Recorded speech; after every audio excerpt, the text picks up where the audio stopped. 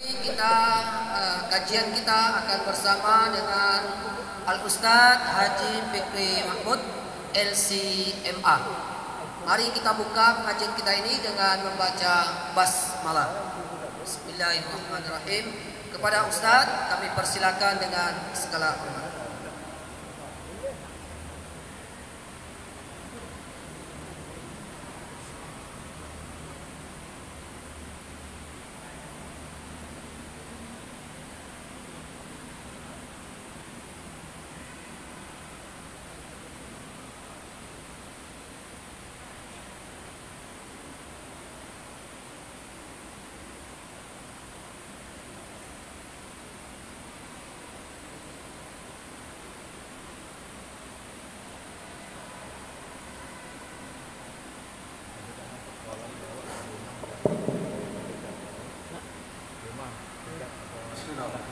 Assalamualaikum warahmatullahi wabarakatuh. Alhamdulillahirabbil alamin. Wassalatu wassalamu ala nabiyyina Muhammadin asyrafil anbiya'i wal mursalin wa ala alihi wa sahbihi wa man sara ala nahjihi ila yaumiddin wa ba'd. Bapak dan Ibu, alhamdulillah pada hari Rabu tanggal 17 Agustus ini kita kembali dipertemukan Allah Subhanahu wa taala dalam kajian rutin sekali sebulan. Jadwal saya sekali sebulan membahas tentang tafsir. Kita ambil tafsir ayat ahkam, rujukannya kitab tafsir ayat ahkam oleh Syekh Muhammad Ali As-Sabuni berjudul Rawai'ul Bayan di Ahkamil Quran. Kita malam ini membaca surat An-Nur ayat yang ke-27. Mudah-mudahan malam ini menambah wawasan dan pengetahuan kita bersama, dapat pula kita amalkan dalam kehidupan sehari-hari. Kemudian tak lupa kepada Rasul sallallahu alaihi wasallam kita mengirimkan selawat dan salam. Mudah-mudahan selawat salam yang kita kirimkan ini jadi salah satu wasilah yang dapat membawa kita kepada syafaat dari Rasulullah sallallahu alaihi wasallam. Amin ya rabbal alamin. Bapak dan Ibu, pertama kita baca ayat 27 bagi yang ingin membuka mushaf. Silakan membuka mushaf Quran. Kita ambil ayat 27 daripada surat An-Nur ini. A'udzubillahi minasyaitonir rajim. Bismillahirrahmanirrahim. Ya ayyuhallazina amanu la tadkhulu buyutan ghayra buyutikum hatta tasta'nisu wa tusallimu ala ahliha.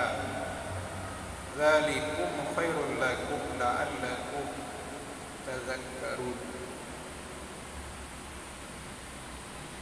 Kita terjemahkan ayat yang ke-27 ini. Ya ayyuhallazina amanu, wahai orang-orang yang telah beriman, la tadkhulu buyutan ghairu buyutikum. La tadkhulu, janganlah kalian masuk, jangan memasuki. Tak boleh masuk, dilarang masuk. Masuk ke mana dilarang? Buyutan, ke dalam sebuah rumah. Ghairu buyutikum, yang bukan rumah kalian sendiri. Kita dilarang masuk ke dalam rumah yang bukan rumah milik kita sendiri. hatta tasta'nisu, kecuali setelah kalian mendapat izin, meminta izin kalian dulu, diizinkan oleh pemilik rumah. Kalau tidak ada izin masuk rumah, tidak dipersilahkan masuk rumah itu, maka kita dilarang memasukinya. Setelah diizinkan, wa tusallimu ala ahliha, hendaklah kalian mengucapkan salam kepada pemilik rumah, orang yang ada di dalam rumah tersebut. Diizinkan, setelah itu mengucapkan salam. Dzalikum khairul lakum, itu adalah lebih baik untuk kalian. La'allakum tadzakkarun, mudah-mudahan kalian selalu ingat ini. Jadi Bapak dan Ibu, malam ini yang kita bahas adalah adab al-istizan wa ziyarah. Dalam tafsir ini, bagaimana adab masuk ke rumah orang lain, kita yang bertamu ke rumah orang lain, dan bagaimana adab berkunjung ke rumah orang lain ini. Dalam ayat 27 ini ada larangan, ada nahi di sini. Larangan masuk ke rumah orang lain tanpa izin. Tidak. Biasanya Allah Subhanahu wa taala ketika melarang sesuatu, maka ada dua kemungkinan. Yang pertama, hukum larangan itu adalah haram. Haram itu berdosa kita melakukan. Misalnya yang haram, larangan yang haram ini, la ta'kulu amwalakum bainakum bil batili, misalnya. Jangan kalian memakan harta sesama kalian dengan cara yang batil. Kalau kita makan harta orang lain tanpa kerelaan daripada orang itu, maka haram hukumnya, kita berdosa. La taqrabu az-zina, jangan kalian mendekati perbuatan zina. Lalu kita lakukan, itu haram dan kita berdosa, dosa besar. Begitu juga dalam ayat ini ada larangan, nahi namanya dalam istilah fikih dan usul fikih. Larangan itu yang pertama menunjukkan haram dilakukan. Al-aslu bin nahyi lit-tahrim, kata orang usul fikih. Pada asalnya larangan itu haram dilakukan, tidak boleh dilakukan. Artinya haram masuk ke dalam rumah orang lain sebelum kita mendapat izin dari pemilik rumah. Belum dipersilahkan, diizinkan masuk ke rumah. Nah, itu makna nahi yang pertama, larangan yang pertama, yaitu haram. Ada lagi nahi, larangan dalam Al-Quran itu lil karaha. Lil karaha itu makruh dilakukan. Dia tidak haram, tetapi bila kita lakukan itu perbuatan dicela, tidak disukai, maka dia menjadi makruh. Nah, dan walaupun dia makruh tetapi dibenci oleh manusia, namanya aja makruh. Makruh itu dibenci, karaha kan benci. Nah, dan juga dibenci oleh Allah Subhanahu wa taala. Nah, ini banyak larangan-larangan yang walaupun tidak haram tetapi makruh. Makruh misalnya Allah Ta'ala membenci perbuatan tolak. Tolak itu bercerai suami istri. Walaupun bercerai itu tidak haram tetapi dibenci oleh Allah Subhanahu wa taala. Abghadul halal ila Allah at-talaq. sesuatu yang dibenci, yang halal yang dibenci oleh Allah Subhanahu wa taala adalah bercerai, itu tolak. Itu banyak lagi contoh-contoh yang makruh ini berupa larangan yang sifatnya makruh. Tapi ada lagi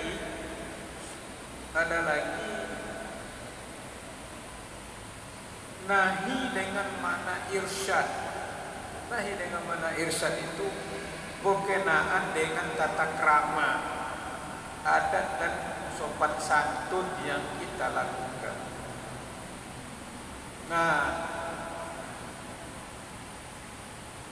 apakah larangan, pertanyaannya, apakah larangan masuk ke rumah orang lain ini haramkah atau makruhkah atau lil irsyad?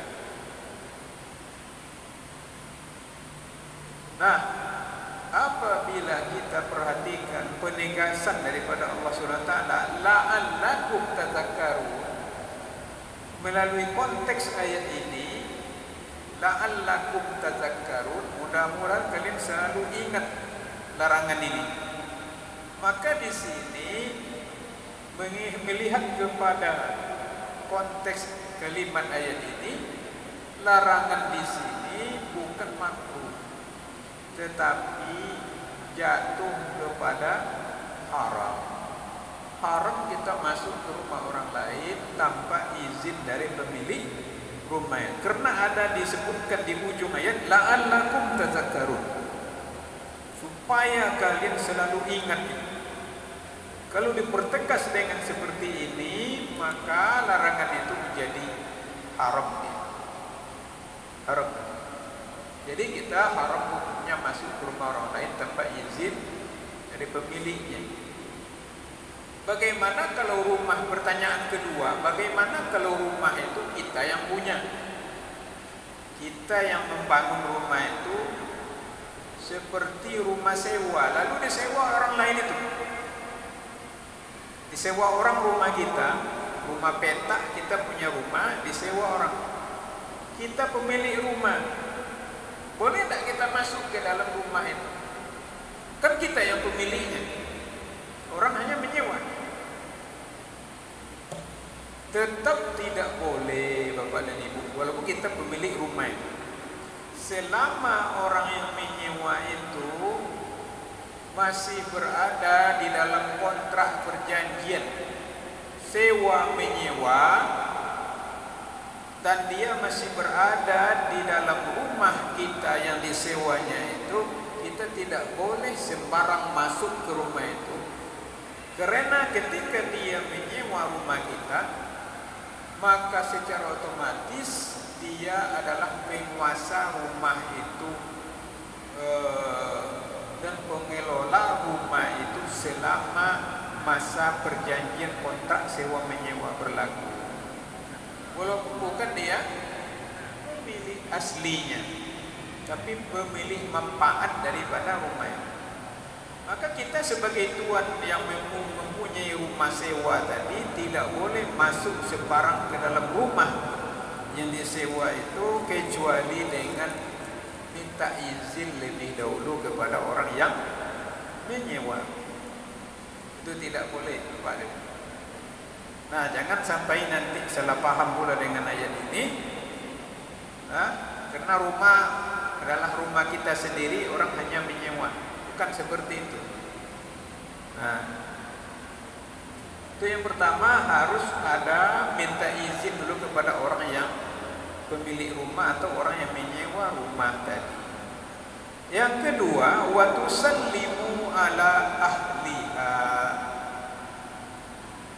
Setelah diizinkan masuk rumah oleh pemilik rumah, wa tusallimu ala ahliha, maka perintah yang kedua, hendaklah kalian mengucapkan salam kepada ahli rumah itu, ahlul bait, orang yang tinggal di rumah itu. Lalu bagaimana? Apakah mengucapkan salam ini hukumnya wajib atau jatuh kepada sunnah? Dalam Quran perintah itu banyak, sama juga dengan larangan, nahi, amar atau perintah dalam Quran ada yang bermakna wajib. Aqimus shalah wa atuz zakat, itu perintah-perintah yang wajib. Ada juga perintah yang sifatnya sunnah.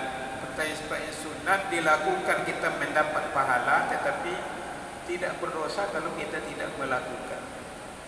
Yang pertama, dilakukan mendapat pahala, berdosa meninggalkan. Yang kedua, yang sunat ini dilakukan mendapat pahala, tidak berdosa kalau kita tidak melakukan. Nah, melihat kepada ayat-ayat lain, maka mengucapkan salam, para ulama mengucapkan salam itu bahagian daripada akhlak atau tata krama. Mengucapkan salam bukanlah perintah yang wajib, tetapi para ulama menyatakan bahwa mengucapkan salam itu adalah sunat muakkad. Tetapi menjawab salam itu adalah wajib. Mengingat kepada ayat lain, iza huyyitum bi tahiyatin fahayyu bi ahsani minha aw rudduha bi misliha. Kalau kalian diberi salam, maka hendaklah kalian mengucapkan salam pula yang menjawab salam dengan yang lebih baik dari yang diucapkan oleh orang tadi, atau dijawab sama dengan salam yang diucapkan. Nah, menjawab salam wajib, mengucapkan salam sunnah. Jadi ini Bapak dan Ibu. Nah, itu yang terkandung di dalam ayat 27 tadi. Sekarang ayat 28. Fa in lam tajidu fiha ahadan fala tadkhuluha hatta yu'zana lakum. Apabila tidak ada orang di dalam rumah tersebut, tidak ada seorang pun di rumah, kita setelah ketok-ketok pintu, ketokok pintu, assalamualaikum, tokok pintu, assalamualaikum, sampai 3 kali tidak ada menjawab, tidak ada orang di rumah, rumah itu kosong. Fala tadkhuluha, maka jangan kalian masuk ke dalam rumah itu, hatta yu'zana lakum, sehingga kalian diizinkan oleh pemilik rumah. Tidak ada orang di rumah, kita telepon, kita kirim WA kepada pemilik rumah. Kalau diizinkannya masuk, silakan masuk. Kalau tidak ada izin masuk, jangan masuk. Fala tadkhuluha, jangan kalian masuk ke rumah itu, hatta yu'zana lakum, sehingga diberi izin oleh pemilik rumah kepada kalian, kata Allah Subhanahu wa taala. Wa in qila lakum murji'u farji'u huwa azka lakum. Wa in qila lakum, apabila dikatakan oleh pemilik rumah atau ada yang ada di dalam rumah itu, irji'u, pulanglah. Dia tidak nerima tamu, pulanglah, besok saja datang jam sekian, saya tidak ada di rumah, katanya. Pulanglah, farji'u, maka pulanglah kalian, kembalilah. Jangan masuk di situ. Bahkan berdiri pun jangan. Kalau sudah disuruh pulang, jangan berdiri di rumah. Kalau disuruhnya pulang, tapi kalau disuruhnya tunggu saja, saya di apa katanya, saya di pasar, kemudian mungkin sekitar setengah jam saya pulang, tunggulah, duduk saja di teras rumah. Disuruh tunggu. Kalau disuruhnya pulanglah, mungkin besok saya baru bisa menerima tamu, so saya di luar kota. Pulang. Perji'u, kata Allah Subhanahu wa taala. Huwa azka lakum, itu lebih suci, lebih baik bagi kalian. Wallahu bima ta'maluna alim. Dan Allah dengan apa saja yang kalian lakukan maha mengetahui. Kenapa? Karena kalau kita disuruh pulang dan kita mondar-mandir aja di rumah itu, tiba-tiba ada kecurian nanti. Tiba-tiba ada kehilangan di rumah itu misalnya.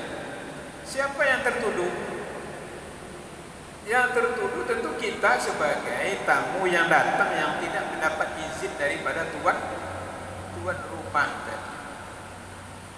Nah, itu lebih baik bagi kalian, bagi Allah Subhanahu wa taala. Jadi, Bapak dan Ibu, apabila di rumah itu kosong, tidak ada orang di rumah, kemudian tidak ada yang menyambut, maka kita pulang saja. Atau tuan rumah di luar, apakah di pasar atau di mana di luar kota, kita hubungi, maka pulang, disuruhnya pulang, kita pulang, segeralah pulang. Karena itulah yang lebih baik bagi kita. Mungkin ada sesuatu nanti kejadian kita yang akan tertuduh melakukan. Ayat 29 Bapak dan Ibu. Laisa alaikum junahun an tadkhulu buyutan ghairu maskunatin fiha mata'un lakum wallahu ya'lamu ma tubduna wa ma taktumun. Laisa alaikum junahun, tidaklah ada dosa atas kalian, kata Allah, antadkhulu buyutan,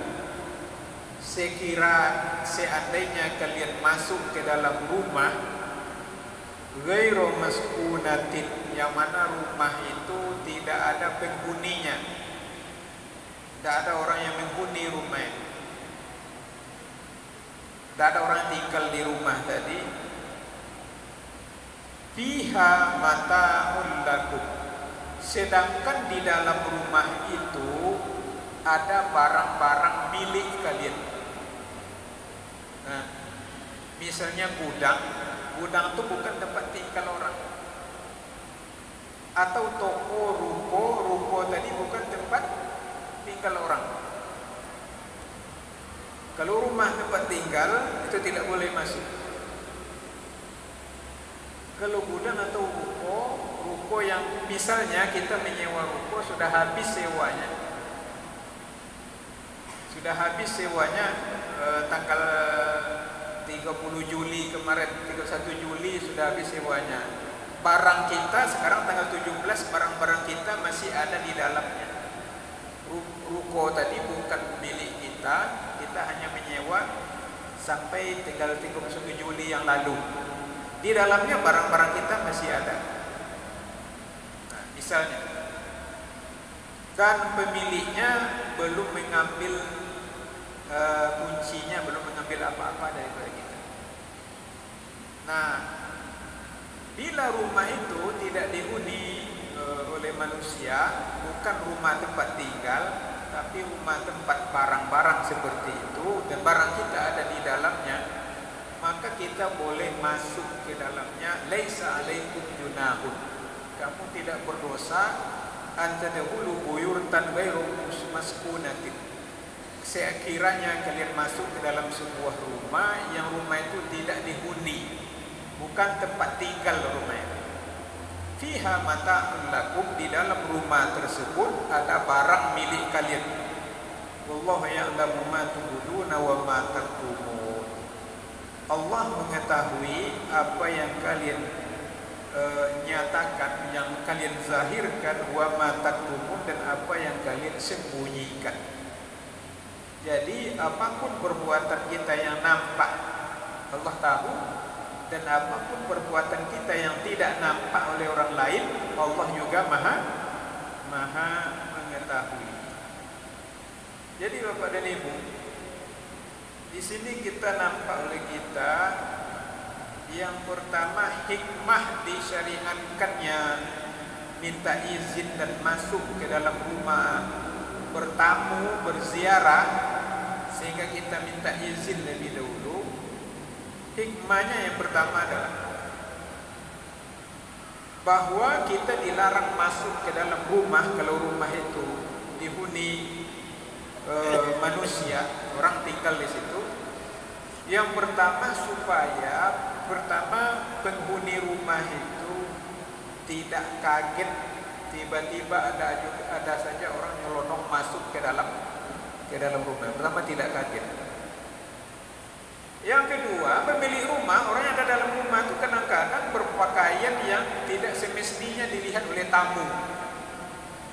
Apalagi kalau ibu-ibu itu rumit pakaiannya, tidak seperti bapak-bapak. Aurat bapak-bapak kan simpel saja auratnya. Kalau auratnya ibu-ibu, kaum ibu, itu lebih banyak yang mesti ditutupi. Tiba-tiba datang aja orang nyelonong ke rumah itu. Walaupun yang masuk tadi pemilik rumah, karena rumah disewa misalnya, itu tidak boleh masuk sembarangan. Karena itu Allah Subhanahu Wa Taala melarang kita masuk ke rumah tadi tanpa izin lebih dulu. Itu yang kedua. Kemudian Bapak dan Ibu, yang ketiga, rumah itu sebetulnya adalah harga diri daripada pemilik rumah itu. Maka apabila orang masuk sembarangan tanpa izin, menyelonong saja masuk ke dalam rumah itu, maka dia sudah mencederai harga diri pada pemilik rumah itu. Nah, kadang-kadang rumah itu kurang tersusun rapi, kadang-kadang rumah itu ada yang perlu dibereskan, disapu dan sebagainya. Itulah hikmahnya Allah Ta'ala menyuruh kita meminta izin untuk masuk. Lapor dulu masuk. Kalau perlu, telepon dulu pemilik rumah, tuan rumah ditelepon, dihubungi, apakah melalui WA, SMS dan sebagainya, supaya bersiap-siap pemilik rumah itu bisa membersihkan mana yang kurang beres, dibereskan, mana yang tersusun rapi, dirapikan lebih dahulu oleh pemilik rumah. Itu hikmah Allah Ta'ala melarang kita masuk tanpa izin ke dalam rumah orang lain. Kemudian yang seterusnya Bapak dan Ibu, kenapa Allah Ta'ala juga melarang kita masuk ke dalam rumah tanpa izin adalah berhubungan dengan ayat-ayat sebelumnya. Ayat-ayat sebelumnya dalam surah An-Nur itu bagian-bagian awal daripada surah An-Nur itu berkenaan dengan masalah zina, yang mana apabila orang masuk saja ke dalam rumah, menyelonong saja masuk ke dalam rumah, maka bisa membuka pintu-pintu zina seperti ini apabila misalnya terjadi seseorang tamu melihat aurat kaum ibu yang ada di dalam rumah berkenaan. Dan nanti di bagian setelah ayat ini Allah melarang kita dan menyuruh kita supaya menundukkan pandangan. Dalam surah An-Nur ada ayat sesudah. Jadi ada hubungannya dengan ini, ada hubungannya dengan akhlak, ada hubungannya dengan sistem tata kelola rumah, bagaimana cara bertamu dan lain sebagainya di dalam Al-Quran. Ketika Al-Quran menyebut sesuatu di dalam ayat-ayatnya, berarti sesuatu itu sangat penting kita perhatikan. Apabila kita tidak memperhatikannya, maka akan timbul dampak-dampak negatif daripada larangan yang disampaikan Quran itu.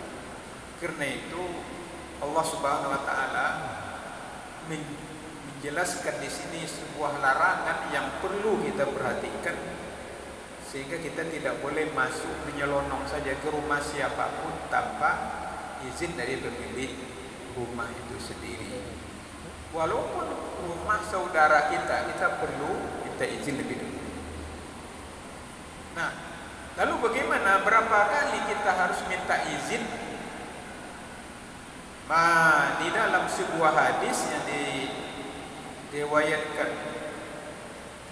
bahwa ada Abu Musa al-Ash'ari, salah seorang sahabat Nabi, datang bertamu ke rumah sahabat Nabi yang lain, Umar bin Khattab, bertamu dia ke rumah Umar bin Khattab. dia mengetuk pintu 3 kali, kemudian mengucapkan salam, assalamualaikum sampai 3 kali. Sampai 3 kali tidak dijawab oleh Umar.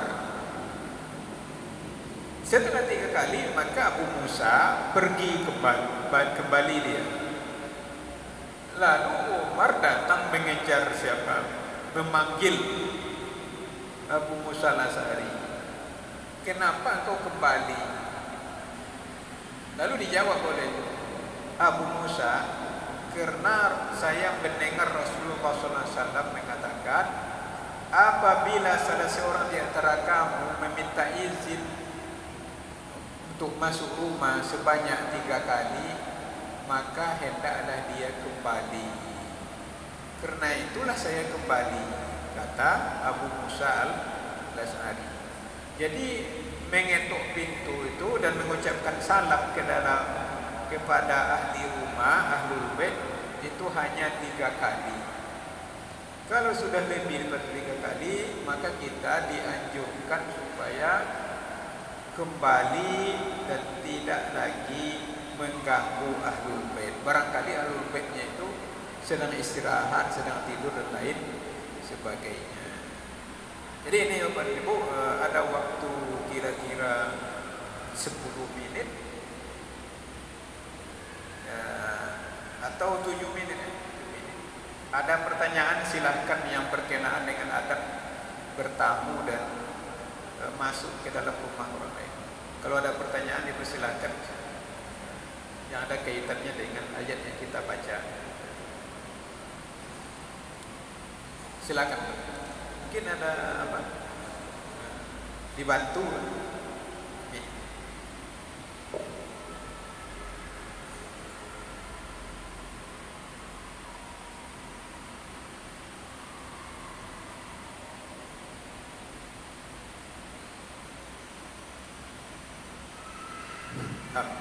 Assalamualaikum warahmatullahi wabarakatuh.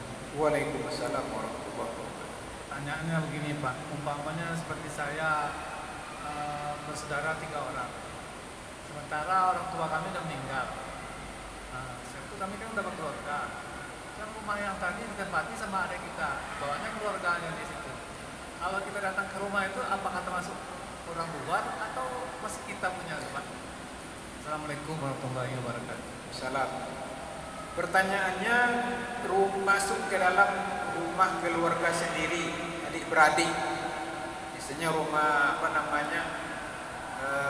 adik kandung kita. Adik kandung kita tuh perempuan misalnya kan. Kita tetap mengetuk pintu dan mengucapkan salam. Kenapa? Karena kadang-kadang walaupun adik-beradik itu semacam mahram kita, namanya kan mahram ya. Tetapi kadang-kadang ada di rumah itu kadang-kadang ada sesuatu yang tidak layak kita perhatikan.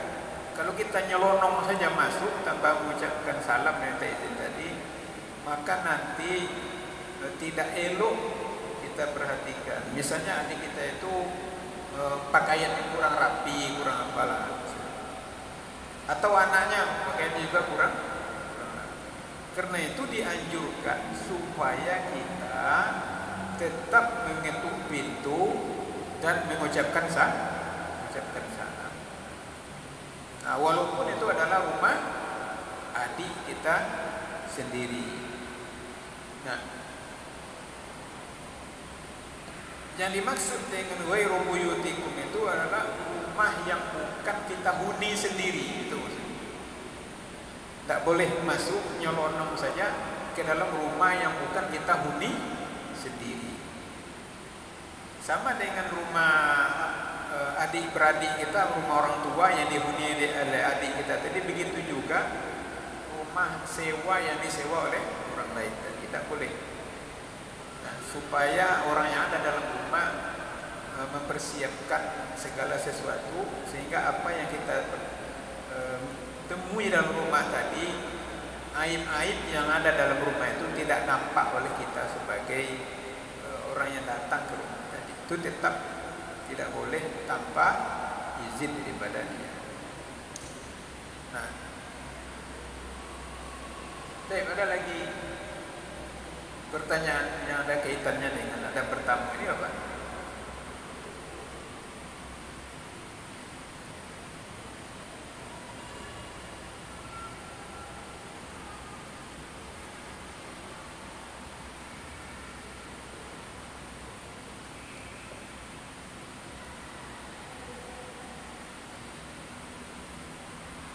Jadi kesimpulan daripada kajian yang kita baca pada dua ayat 27 dan ayat 28 tadi adalah yang pertama, wujub al-istizan inda duhuli baitil ghair. Wajib hukumnya meminta izin untuk masuk ke dalam rumah orang lain. Itu yang pertama. Yang kedua, haram hukumnya masuk ke dalam rumah kalau di rumah itu tidak dijumpai seorang pun. Rumah itu tidak ada orang di dalamnya. Yang ketiga, wajib kembali apabila tidak dijawab salam kita oleh orang yang ada di dalam rumah. Tidak ada yang menjawab salam kita, tidak ada yang mengizinkan masuk, maka kembali saja. Ini yang keempat, mengucapkan salam itu disyariatkan bagi orang yang bertamu, karena mengucapkan salam itu termasuk syiar-syiar agama Islam. Nah, yang kelima, la yajuzu li insan ayatli ala auratin nas. Tidak boleh, seorang pun tidak boleh mencari-cari atau melihat-lihat aurat orang lain. Yang keenam, al-buyut izlam takun maskuna fala haraja min luhuliha. Sebuah rumah yang tidak dihuni oleh orang, rumah tinggal misalnya, atau rumah yang sifatnya umum, bukan rumah pribadi yang dihuni di dalamnya, maka boleh masuk ke dalamnya kalau rumah itu rumah kosong. Yang ketujuh, alal muslim ayra hurmata ahil muslim fala yuzi bi nafsi aw malihi.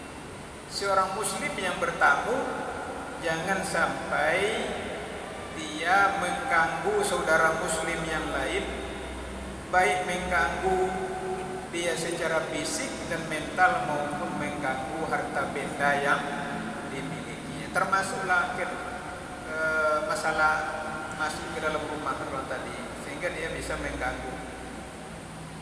Kemudian yang kedelapan, ihazil adab allati sallallahu ta'ala kulli mujtama' wal afrad. Adab-adab yang dijelaskan oleh Allah dalam bertamu ini dapat membersihkan sebuah masyarakat dan membersihkan jiwa individu-individu yang ada di dalam masyarakat. Karena ada bertamu ini apabila kita jaga dan kita pelihara sejak bersama, maka nanti menjadi masyarakat yang bersih, bersih dari gosip, bersih daripada curiga mencurigai dan lain sebagainya. Tapi kalau kita masuk ke dalamnya, sembarang saja masuk ke rumah orang lain, maka akan muncul gosip-gosip, fitnah-fitnah dan lain sebagainya. Mari kita amalkan adab bertamu ini sehingga kita di dalam masyarakat menjadi masyarakat yang harmonis dalam keluarga, harmonis dalam bertetangga, dan harmonis dalam bersaudara. Demikian kajian kita pada pada maghrib kali ini. Mudah-mudahan kajian ini bermanfaat bagi kita semuanya. Aku qouli hadza wa astaghfirullah li wa lakum lisa'iril muslimina min kulli dhanbin fastaghfiruhu innahu ghafurur rahim. Wassalamualaikum warahmatullahi wabarakatuh.